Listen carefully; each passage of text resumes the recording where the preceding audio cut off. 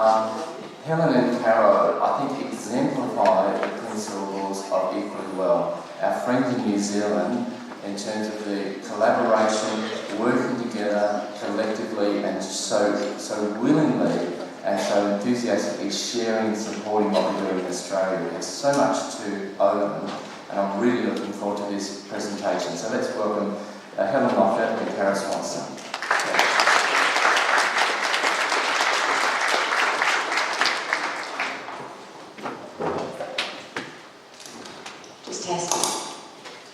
Tēnā koutou, tēnā koutou, tēnā koutou katoa, ngā mihi, nui kia koutou. Let's thank you very much for having us and just a big welcome from us and to you. It really is a privilege to come over and be here with you. Keep welling up really to be here, and you keep using the term equally well. And also I had the privileged opportunity to be in the UK when they launched their Equally Well in September. And I just want to convey that the energy and the tonality in which this session and this symposium is starting just feels so spot on. So I hope we can continue that. So what Caro and I want to do over the next 30 minutes, and we're not going to sing, just so you know. So we're going to have a conversation with you about some of the work that we've been doing in New Zealand over the last 5 years, and just share that experience with you so you can put it in your world, your communities, your state, your country. So hopefully some of the insights and the experiences and the lessons that we've had will give you some inspiration and thinking to take forward in your actions. Never thought 5 years ago we'd be here standing in Melbourne talking about the same issue and working together, which is great.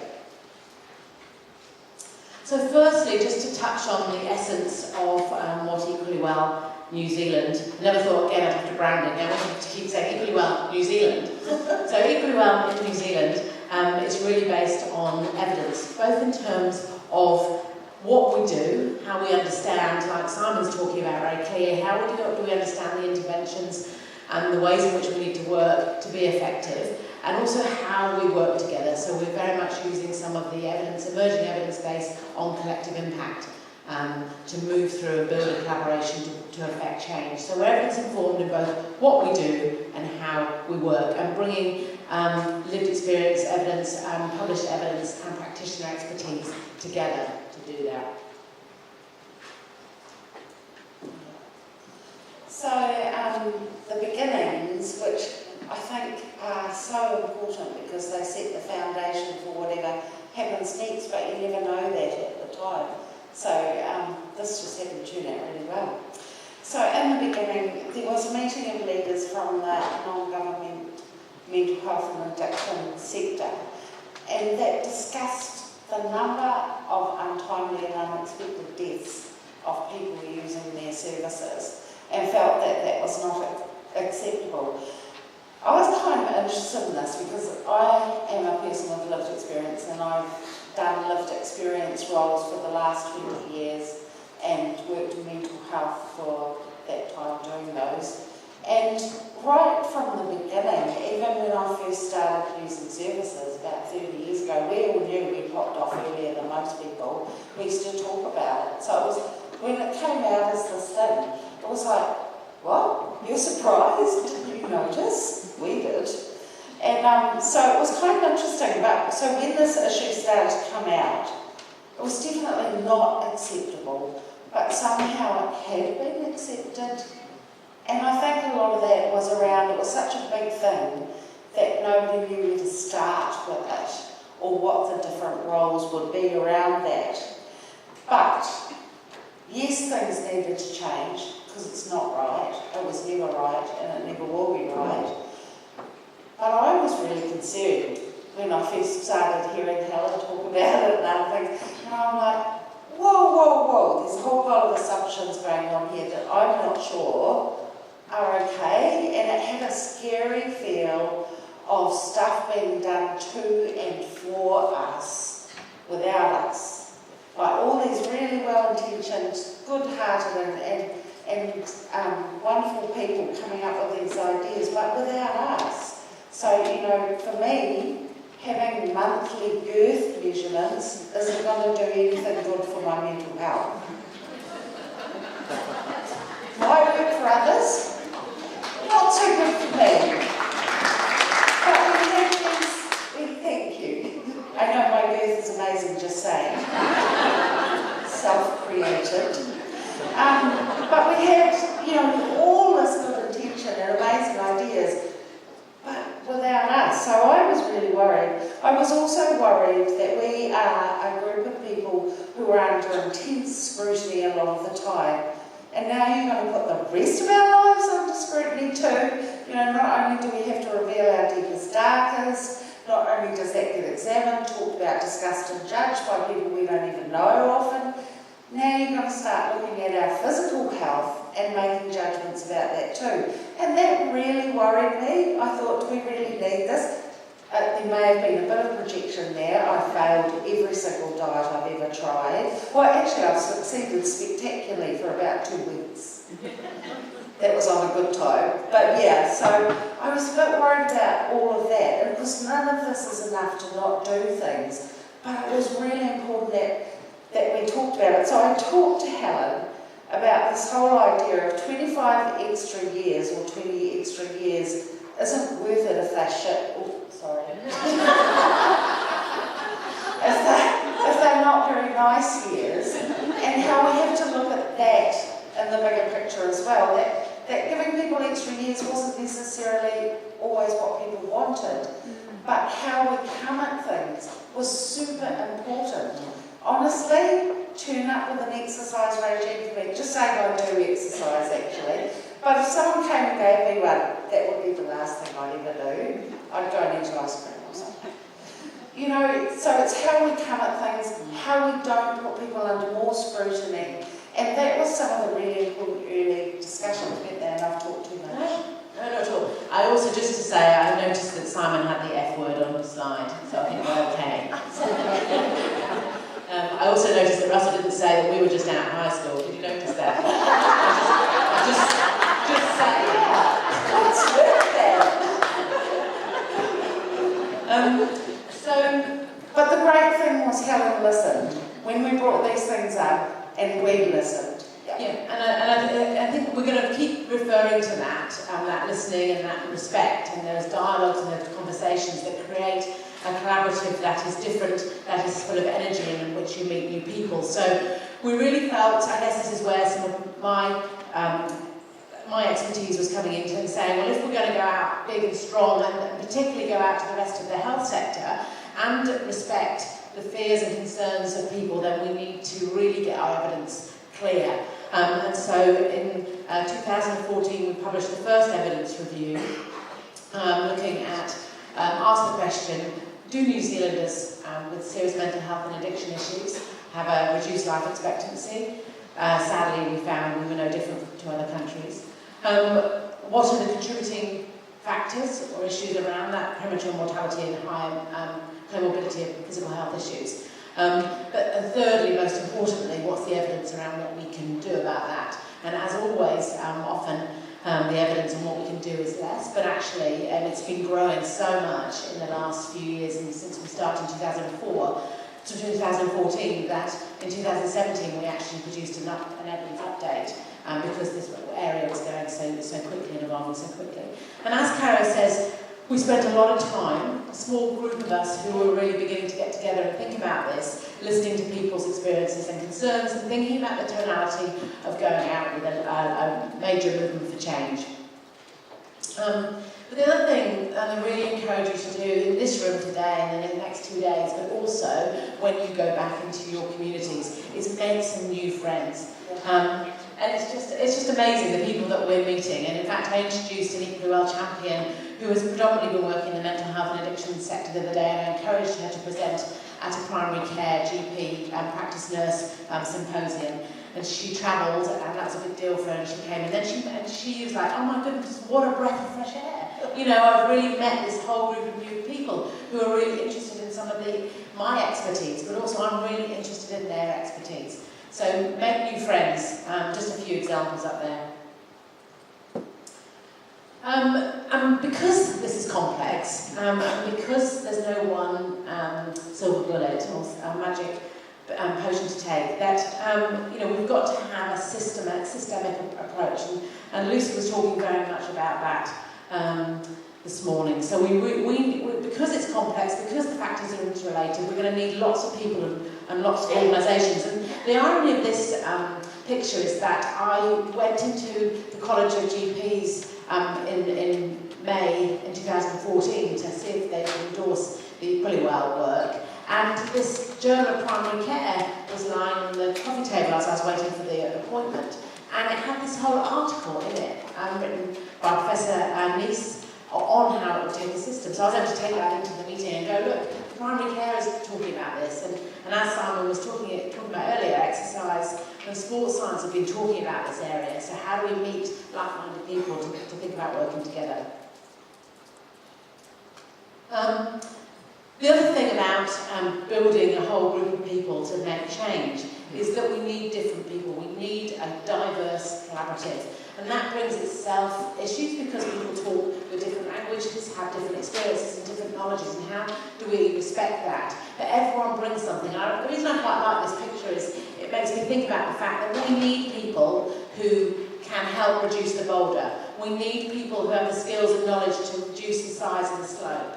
We need people to be pushing along, and within him, I think, to help him, get that up the hill. And we need someone to really kit him out with some better clothing. And wicked problems are difficult, aren't they? Yeah. We hit wicked problems all the time. And that was the thing, they talk about complex and complicated systems, and they do fight back, and we did find that particularly in the early days, that there were lots of reasons why things weren't going to work. And in our sectors we kind of set up for that a little bit. But once we got a few successes starting to happen, that really changed how people looked at things and who they got together with. Because in those days, we would sort of go wherever there was energy. Yeah. And that was a good way to be. But eventually more and more people came and joined the tribe, really. The Equally Well tribe. And I think that's why you need to be part of a group of people working together, because every time you come across an action, you often come across quite strong systemic barriers that have been there for a long time. So whether it's shared electronic records or shared policy or different funding streams, we come up against them, and therefore it's how we work together to go round and through and over them. So it's just really preparing that and being a group of people rather than individuals. So again, similarly to how you're working here, in September 2014, we used an evidence-based informed call to action, create that sense of urgency, and that's the 8 organisations that were the sort of founding partners of that consensus position paper. And there again on the right-hand side you can see the most recent evidence-based update. And that really, that call to action very clearly set out the principles of Equally Well as a collaborative, but also called for what people with mental health and addiction issues can expect. So be identified as a priority group from a policy perspective, to have the same quality of care and treatment, and we offer support and guidance around how to look out for the person's individual well-being. So really stated what Equally Well is about. Because one of the early shocks was in the evidence that we got, which was much worse than we expected actually, and that was quite sobering, was that so many people were dying from preventable diseases. And that was the shock. We just thought, people just, I don't know what we thought actually, but they were preventable. I remember sitting in a room watching Helen do her quiz thing one day and thinking, wow, they're preventable, it doesn't have to happen.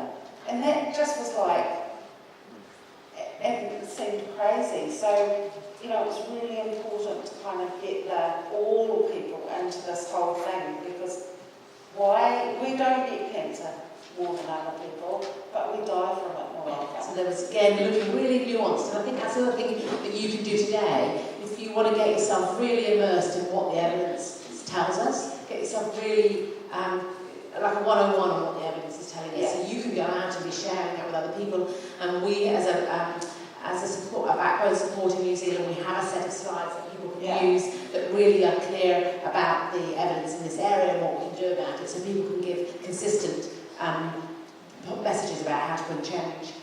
We brought people together a bit like we're doing here. We had our own hui, our summit for Equally Well. We're growing the crowd. So we had to, it was a bit like organising a party when you weren't sure whether everyone would get on. It was like, we're going to invite all these. Your slide about collaboration, it said, what's this, conspiring with the enemy? I thought, well, it felt like that sometimes. Like, well, we don't normally talk to you, but we're going to invite you. And that's changed. And so we've had these new conversations and new partnerships because we're united around a common goal. And that's what's crucial. And so we had to sort of reserved kind of 50% of the spaces for the mental health and addiction sector, so that we could deliberately invite dentistry, primary care, the Heart Foundation, diabetes specialists, exercise specialists. So we deliberately kind of decided to bring people together. And what we did before that, and we've used it ever since, is we brought an online platform together so that we were discussing the issues before we got in a room together. It was called Lumia. I was really nervous about that. I'm not a big social media kind of person, although I do tweet. I'm on Twitter. You can Twitter stuff, positive stuff. But otherwise I'm not. And, we started this Lumio group, and we had one of the directors of mental health. So we said, like, introduce yourself. And, this director of mental health came on and typed in twice because he got it wrong the first time. I'm not confident with this, but I'm joining Lumio and I want to, don't use it. And it really was a leveler, wasn't it? Yeah. It was a really great platform in which we had some great dialogues so that people could go onto the forum and talk about the things that they wanted to talk about and the actions that they wanted to see happen. And there were a lot of stouters actually on some of those threads. There were some, really opposed people. But it was amazing because everyone had their say equally. You didn't have to read it if you didn't want to. But things got put out there that would normally just sit underneath things and maybe sabotage them. And there was a whole lot of consensus reaching that happened between very disparate groups. Plus, and I remember someone telling me this, that there were a lot of lurkers who read stuff but didn't even post.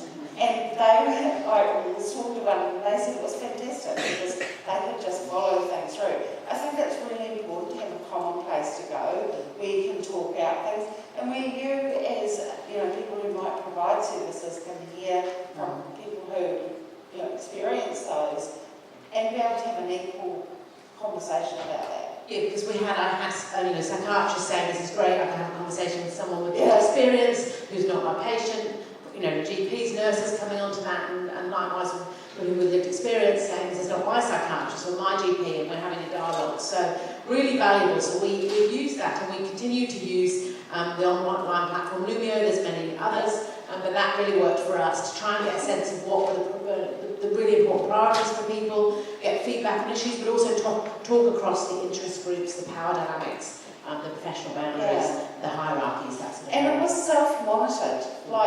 We didn't have anyone facilitating all of that. It kind of was managed by the group, which was interesting because there were some pretty hard conversations at times, but it kind of self-managed its way. So I think the other thing that we did, which, and again as I reflect on it, and people in the collaborative have said what they found was really helpful and helped them take action, was that in the evidence review, when we asked what the contributing factors were, we've tried to make that much more accessible and understandable for people, so they can see where they fit and where they can affect change. So, for example, I'll just talk you through those. Is that it was really important that we talked about the health system, the way in which we separated out the policy and funding, and even at a geographical level, the way in which we run mental health and addiction services to the rest of the healthcare. And I think about my own hometown of Christchurch, where there's one single little sign that says Hill Morton Left, which is the psychiatric hospital, and there's masses of signs to all the other general hospitals from wherever you are. Those sorts of messages that we've given, and I think that we know that shared systems, shared care, shared practice, integrated systems, integrated practice, integrated policy it's really important that those are contributing to the premature mortality and higher comorbidity. So we have to think about what we need to do in the health system. So we've been able to bring some policymakers and some funders on board saying, what can you do in the health system? Yeah. We've also talked a lot about the workforce issues. So we get trained as a workforce, whether it's a nurse in the whole of the person, and then we specialise into a part of the body. Yeah. Then as you say, it becomes not my job. So how do we look at some of the workforce issues? How do we think about the training of people? So in our Equally Well Collaborative, we've got people affecting change in multiple places at multiple levels.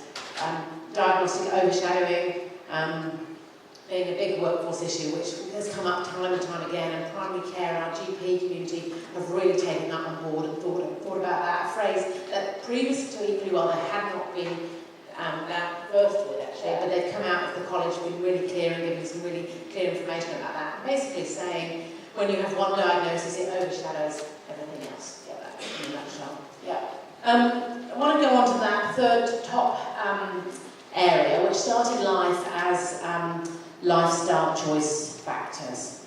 And this was again, I would say that because this is where I went to Caro and I said, look, we've got this lovely new diagram and we're going to go out with this, and Caro went, lifestyle choice factors. Where'd you get that? I went, oh, it's all over the literature, come on, Helen. And she goes, well, it just doesn't feel right. It doesn't feel right. To me, and this is what I love about this, is it takes it away from patient blaming, which actually happens a lot. And even in presentations Helen and I have done together, there's been a few that I've struggled to stay upright at because it'll be, they just lie around on couches, I've noted that. And so it was, what we showed was, lifestyle choices is part of it, but we all have those, and we don't all make good ones. And try living with a mental health problem on top of that, it ain't easy. But there were all these other things that affected it as well. So it took the blame off the person and put it where it is, with some of our systems which don't work well together, and with things that had been unnoticed before this. So I think it's that sort of language, that sort of change that we're looking at. Amanda Wheeler's does some brilliant work on that in terms of making sure we don't stereotype people.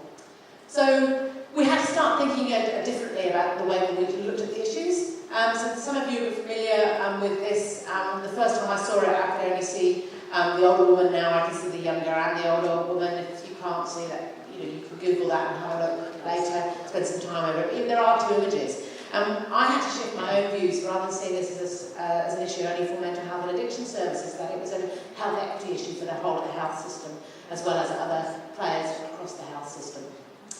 So an example of that would be that we're looking at diabetes care, cardiology, this example Simon was giving were really good. We're looking at how you have a stronger focus on people with lived experience of mental health and addiction issues within what you do and the way in which you monitor quality of care. How do we get primary care to really thinking about the whole person? And how do we get mental health and addiction systems to think more about the physical health of people in contact with services?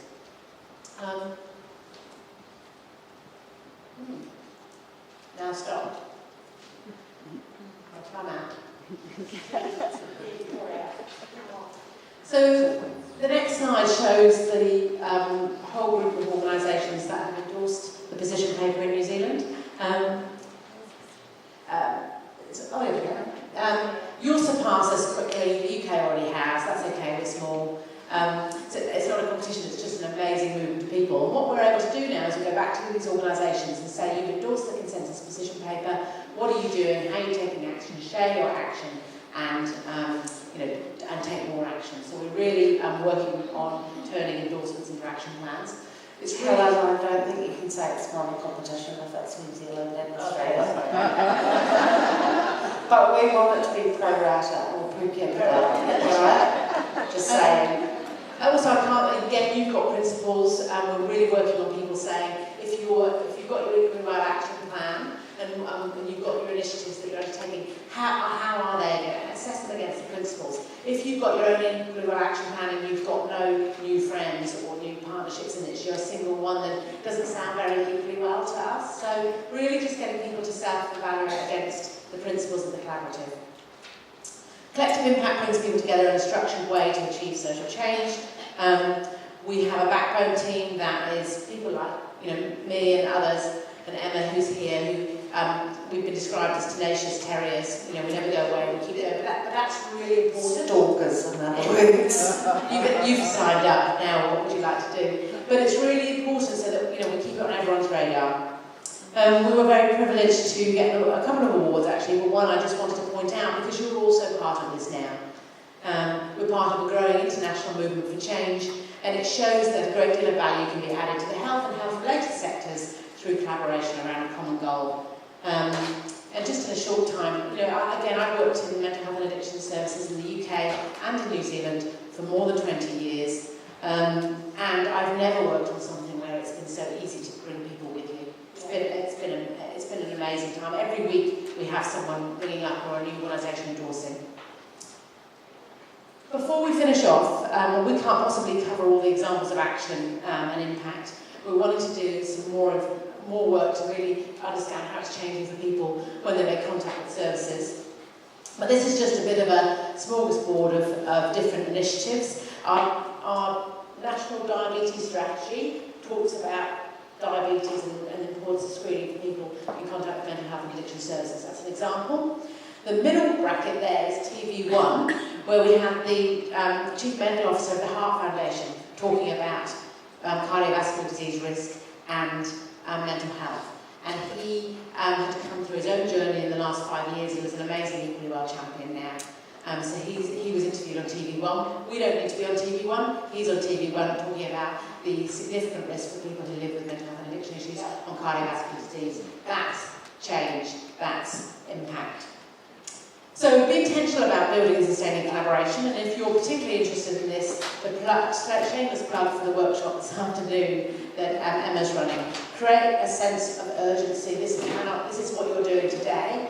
This is not acceptable. We can do something about it, and if we work together, we can. Involve people affected from the outset. Help individuals and organisations see how they can contribute. Build a virtual community. We're building a virtual international community now. Develop distributed leadership. I can talk more to people about that. We have champions all over New Zealand now that we cannot keep track of all the activities that are going on. Work with diversity, respect difference, and build understanding and bridges across the different sectors. So, as we finish off, Caro and I thought about what we could do to help you sort of exemplify the journey that we've gone through. Now, I hope it looks like Caro and I work really well together and have enormous mutual respect for one another. And we do. But before we started working on Equally Well, we didn't know one another. And I wouldn't have known I wouldn't have been able to describe Caro if you'd asked me, or my description might have been different, actually. I think you'd have said I was a bit of a research nerd. I'm not sure, but you might have. And so we just wanted to leave you with this little message from both of us about the other, to really say that this is an example of the two of us, but we've got people who have changed the way in which they work. They've got to know people, and they've brought the collaboration is much stronger as a result of the relationships between individuals and organisations. So we lead by example and trust and mutual respect, and the different skill bases we bring to this work that we're doing. So. Absolutely, and I think it's like, and that was almost one of the core principles within this week as well, that in the end, it didn't always matter what people did, it was about the relationships that we had with each other and with starting something and trying things. And I think often we're a bit scared to try things in this area, but this gave people permission to it, but it was the strength of the relationships that we've had. I think that makes a difference. So, your relationships are everything. Yeah. And I had a psychiatrist the other day, again, example after example, saying how much he enjoys his job so much more now as working in primary care, as an example. Again, another example, we get that all the time. So, now mihi kia koutou, thank you very much. Look forward to the next 2 days. Thank you.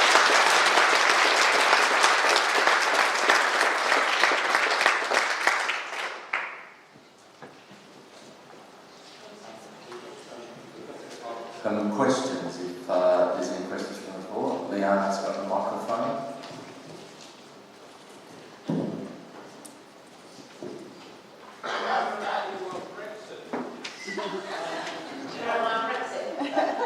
Well, clearly I live in New Zealand, but Brexit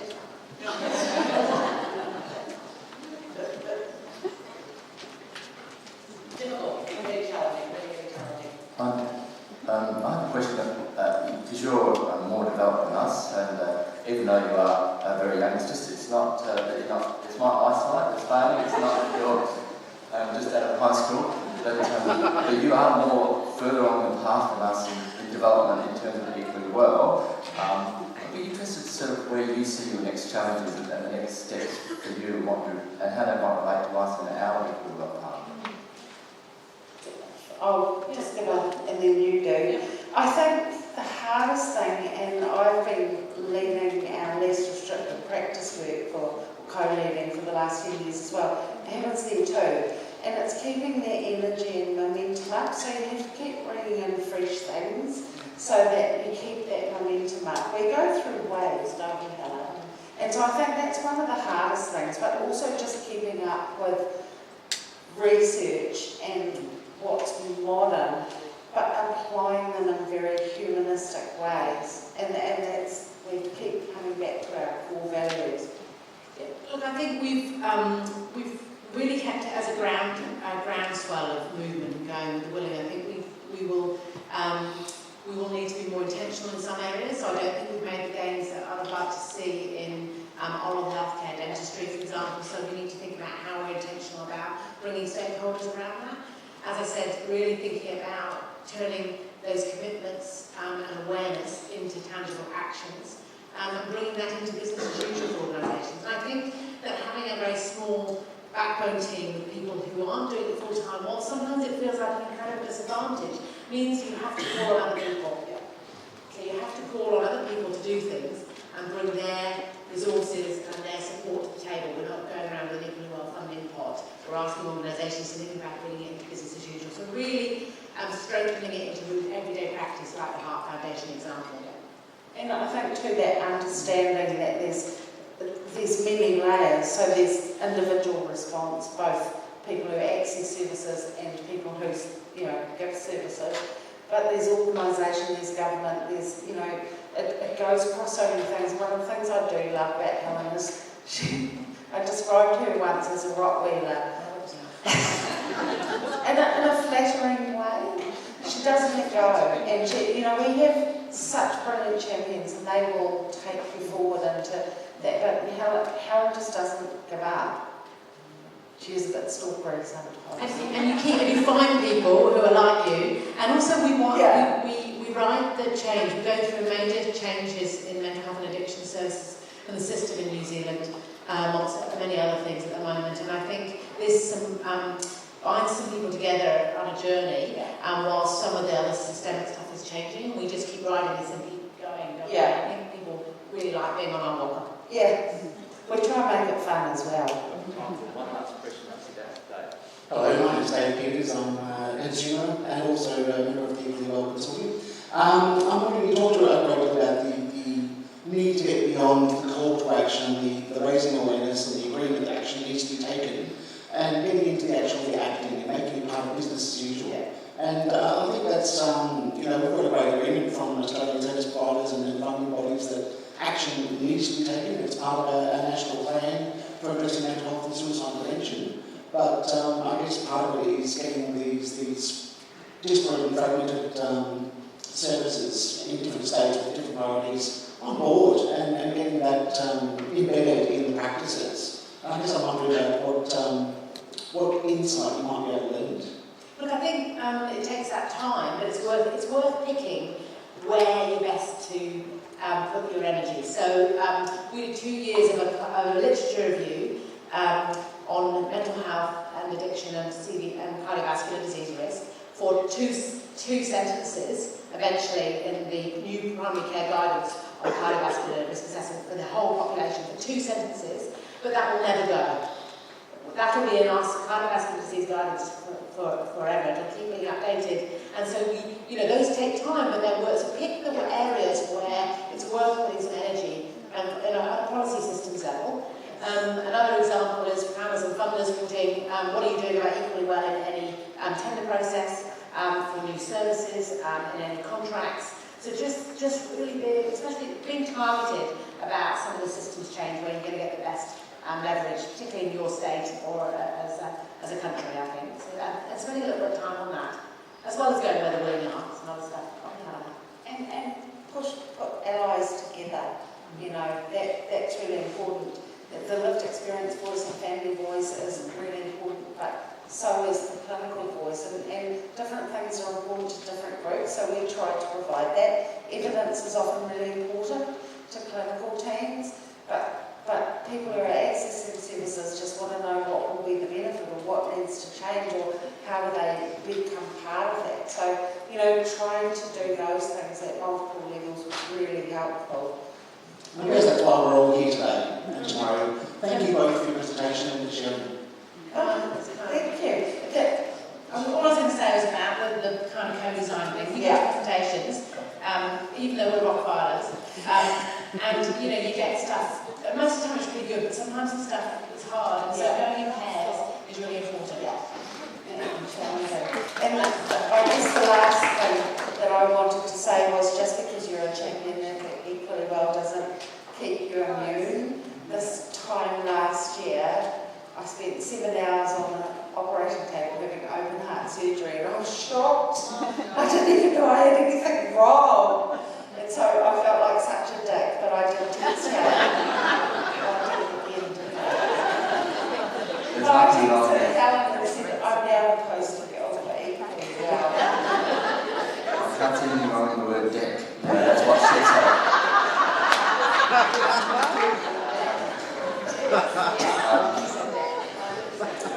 Listen, once again, you just continue to inspire and amaze me, and I'm sure everyone's taken something away from this, and different things. For me, one of the things was that systems will fight back. What a great thing. We think, oh, we're going to do it, we'll change. No, the systems are there and they've been there for a long time, and it's a great insight, and one of so many. And once again, thank you for being so generous and for participating this time. They'll be here for the rest of the conference, and there's opportunities to workshop with them and talk to them all through the next 2 days. So can you please join with me and thank Caro.